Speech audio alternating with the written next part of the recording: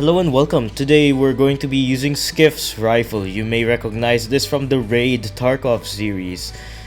Now, as for coloring, I'm not gonna do that here today, but let's just say put as much tan worn on everything.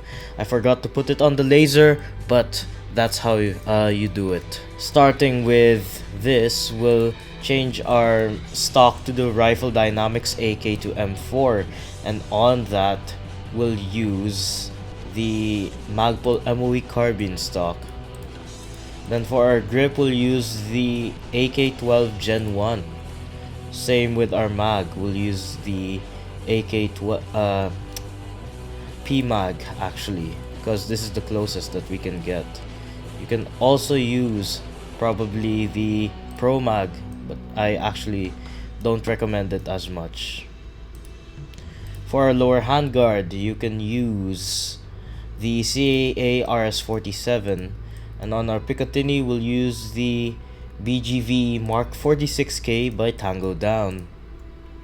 Then for our suppressor, we'll use the TSNII Tokmash PBS-1 762 by 39 suppressor, and on this Picatinny we'll use the AN PEC 15.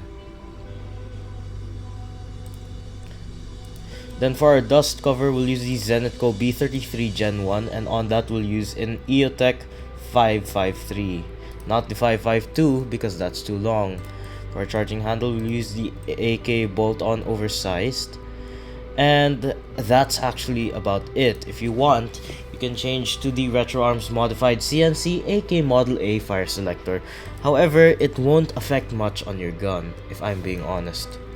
As for ammo, I recommend that you use this steel case 144 grain Tracer T45 as opposed to the 122 grain FMJ UL 076201. This is because it has better muzzle velocity and also better penetration depth, which is a general weakness of Russian guns.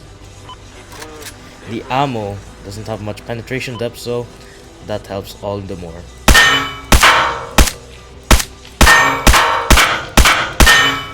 Despite its stats, this actually kicks pretty low, at least when taking single shots, which is how you should be using this thing. Not like this. It will work in a pinch, of course, because of volume of fire.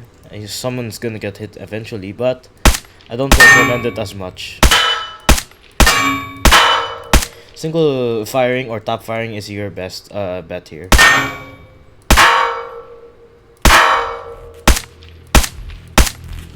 It is suffering when shooting at smaller targets though, so be aware of that. Secure the marked point.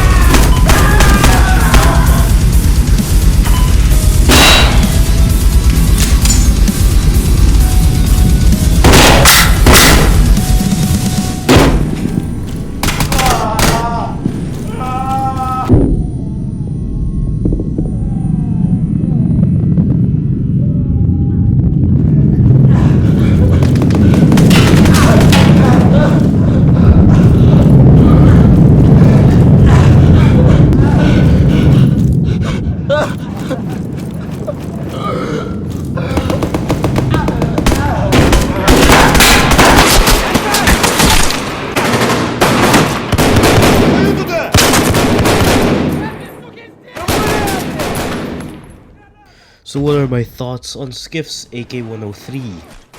This is one of my favorite examples of why stats really don't matter in Deadline, at least when it comes to ergo. Despite the fact that this gun ranges from 39 to 40 ergo, which is actually pretty bad, but still pretty good for the AKM, this thing really excels at what it's meant for, which is mid-range combat and where you want a one-shot machine. I found this to be more consistent than most of the Scar H setups that I've been trying out recently, simply because the ammo is more consistent and I can actually see what I'm looking at when the gun recoils. A problem a lot of Scar H setups have is that they bounce too much when they recoil.